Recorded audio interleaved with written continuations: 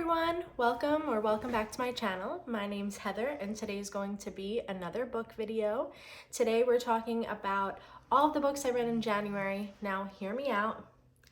I know we're like almost in the middle of February, but like I've been busy. I don't know what to say. I have all the books that I read in January. There are 7 of them, which, I think was a pretty good reading month.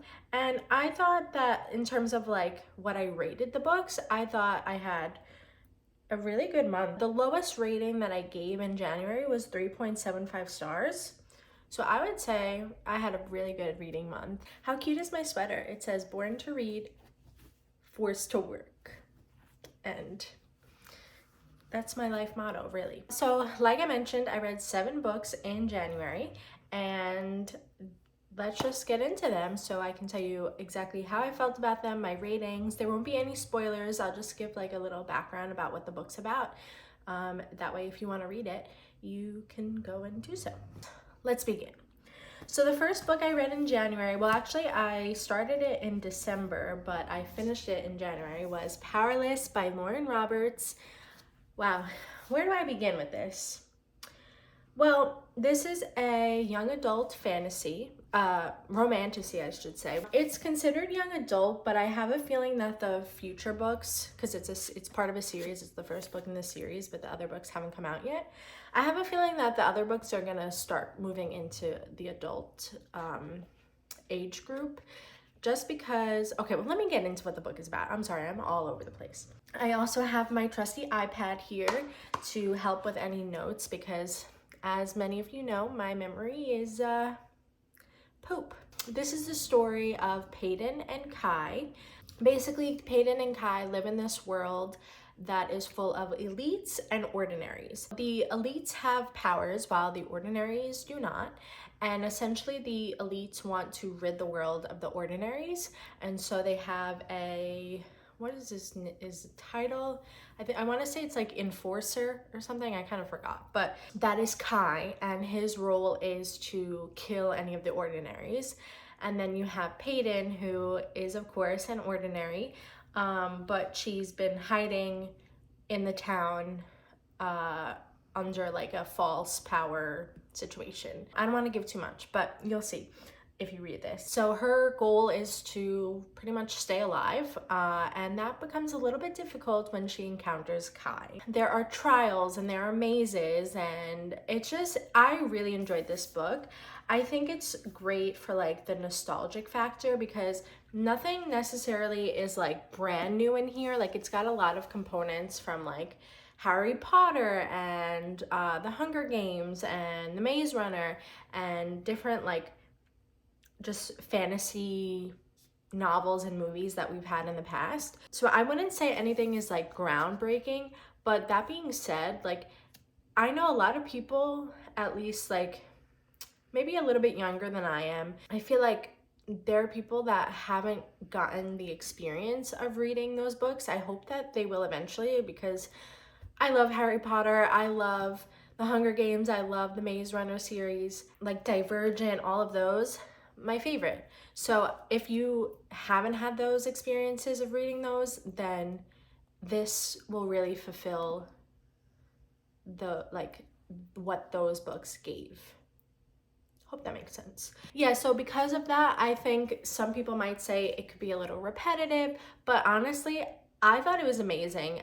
This is Lauren Roberts' debut novel. I follow her on TikTok. You should too because she's funny, and I loved seeing her content go from like things about the book being written to now after it's published and her preparing for the next book in the series. I ate it up. Like I said, it's considered young adult, so there's no spice in here, but there is a lot of tension. It's written really well that you didn't really need the spice, which coming from me, I love a little spice in books. It just kind of like, well, whatever, we'll get to that another time, but I thought it was excellent. I gave it 5 stars. I highly recommend it, and I think you'll enjoy it if any of those things that I said appeal to you. 5 stars. This honestly might become one of my favorite books of all time. I I thought it was such a sweet read. So the next one is The 7-Year Slip by Ashley Poston. And this is what it looks like. How cute. I love the cover. I love just the lemons and the birds, and I don't know, and like they're like on other sides of the words. It kind of surprised me how much I loved it. I know other people gave it like really good reviews, but I was like, well, let's pick it up. Let's see how we feel. And 5 stars. I mean, really. This is considered like magical realism, I want to say, but it's definitely got romance in it. And it's the story of Clementine and Iwan. I'm not really sure how to pronounce his name. It's Iwan. So Iwan or Iwan. I don't know if the W is kind of like a V. Ivan.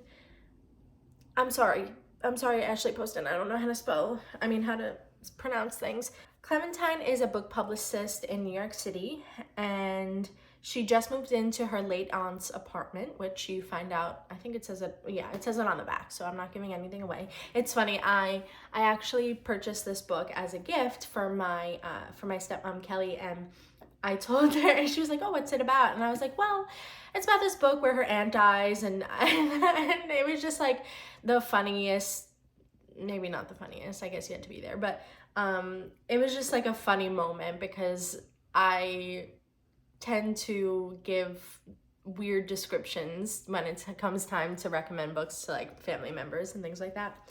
Anyway, as a child, Clementine's aunt would always tell her about how magical this apartment is that she lives in, and she was just very inspirational. They would go on trips together. She just encouraged Clementine to live the best life that she could. She passes and Clementine takes the apartment.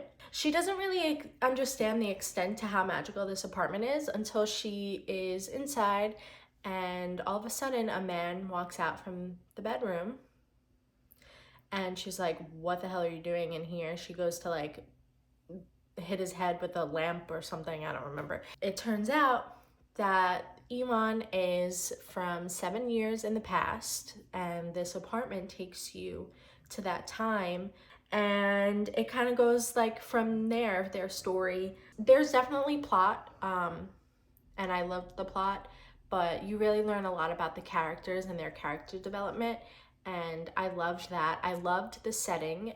It takes place in New York City, like I mentioned, but the apartment is, I think, on the Upper West Side, and from living in New Jersey and growing up in New York, I can picture exactly what Ashley Poston was trying to portray, and I thought that was so much fun. I could like envision it. So much more than a romance. A beautiful book, a great message. It does touch a little bit on mental health, so check your trigger warnings. But like I said, I recommended it to a bunch of people so far, and now I'm recommending it to you. 5 stars. Next up, I actually listened to this next one. This is The Woman in Me by Britney Spears. It is a nonfiction memoir. It's Britney's story. I don't really know what to say about this one. So like I said, I listened to it. It was a very short listen. It was maybe like 5 or 6 hours. And it's narrated by Michelle Williams. And I loved that. I thought she did an excellent job. I think that I mentioned this in one of my previous videos, but as a little girl, my older sister loved Britney, and I remember going to different events with her, little things like trying to meet her, and I was pretty young. I never really knew just how much Britney went through, and I knew that there was a lot of background and a lot of there was a lot to her story, but I just, you know, I hadn't really heard her side. So that's why I definitely wanted to pick this up, and I'm glad I did. Like I said, it was definitely an interesting story, and I wish her the best. Britney, if you're watching this, I wish you the best. It's kind of weird for me to rate memoirs. I know a lot of people say that, but it's just like kind of hard because it is that person's story and you can't really like judge them for it. If I had to give it a rating, I would say somewhere around like the 4-star range. I recommend picking it up if this is something that might interest you. Like I said, it's short, easy, and I liked it. The next book that I read in January was Verity by Colleen Hoover. This has been on my TBR for quite some time. I know my sister Kayla, my younger sister, she raved about this book. She was like, you have to read it, you have to pick it up. I think I bought it for her and she read it before I got a chance to. But I did read it in January and I enjoyed it. So this is a romantic thriller, which was the first of the genre that I read. For like thrillers, I find that it's best to not really give anything away by not like talking about it too much, but I do want to give you a little bit of the background so you know if this is something you'd be interested in. So you have Verity, who is this best-selling author. You have Jeremy, who is her husband, and then you have Lowen, who is a struggling writer who like doesn't know these people personally yet. So something happens to Verity that leaves her unable to finish her successful book series. Lowen gets hired to be the person that is going to finish Verity's stories because of like contracts and things. So Lowen ends up going to Verity and Jeremy's house to just look at some of her outlines, some of her previous work, see if there's any type of information that she can gather that will help her finish the series. So she goes to the house and little by little weird things are happening and it goes from there. And like I said, there's romance in this, but it's also a thriller. I wasn't really sold on the romance, I'm gonna be honest. I'm not gonna say anything more. What I will say is that this book was kind of disturbing. It made me want to stop reading, but also continue reading all at the same time. And that's why I read it kind of quickly, I think. It's like fascinating, and I think that's what kept me going. And it's interesting because I read a couple of Colleen Hoover's books like years ago, and I always enjoyed them all. I think I gave a couple of them 5 stars, which rightfully so, that they were great at that time in my life. I wasn't sure if I would have the same reaction to this book just because I didn't know if it would be a little immature. Like, I don't know, I had a couple of preconceived feelings towards this, and I think that's why it took me a while to pick it up. But once I did, I had quite the time reading this. It was like I said, it was like disturbing but fascinating. It was funny because Kayla and I were actually sending voice notes to one another. I was reading this book and she was reading another one, and we happened to finish both of our books at the same time. So we're like sending voice notes back and forth, and it's like, what is happening? What's going on? Like, how is this gonna end? And we both finished at the exact same time, and we were just like either yelling or speechless. So I think any book that elicits that reaction is a good one, and one that I have to rate accordingly. Check your trigger warnings because, like I said, there are definitely some disturbing parts. I recommend reading it. I gave it 4.25 stars, which I know is specific, but I think I'm good with that rating. So, Verity, Colleen Hoover. Next up, we have a book that's part of a series, and that is Wretched by Emily McIntyre. Yeah, this is part of the Never After series, which is a series of fantasy reimaginings where the villain is the one that like gets the girl or the guy or whatever. So this one is kind of a take on The Wizard of Oz, where the Wicked Witch is one of the people in the relationship. And it's a dark romance, so I should put that out there. This one is about like the mafia. I don't know if it's the Chicago mafia. I don't remember exactly where, but does it say on the back? No. But it's between the like Wicked Witch, but it's like modern day, so she's not actually a witch. She's just like this badass woman. So it's her, and then it's Nicholas, who is a DEA agent. Yeah. So like for like drugs and things like that. So you have Emelina and Nicholas. How many times am I gonna say that? I don't know. But you have the both of them, and it is their relationship, their story. And so you have enemies to lovers, because for obvious reasons. Oh, because Emelina is the daughter of like one of the mafia people. So you have bad girl, good guy. You have enemies to lovers. You have the touch them and you die trope. It's dual point of view. English. I don't know what to say. It's dual point of view. There's a lot of spice. The spice was definitely spicing. You have sprinkles of the Wizard of Oz in there. Like, I think something, well, there's stuff with poppies. And then there's like the yellow brick road. Like, I forgot how that's incorporated. But anyway, you have little sprinkles. It wasn't anything extraordinary, but it was perfect for what I wanted at the time. I just needed like a palette cleanser. This was a good, like, dark, steamy take on the Wizard of Oz. Check your trigger warnings. Did I say that already? I don't remember. And this is the book that I rated the lowest in January, but I still gave it a 3.75. And that's like a really good rating. Anything above like a 3.5 for me is a solid book. I told you the title, right? Well, it's Wretched. The cover is really pretty. It's dark and soft touch.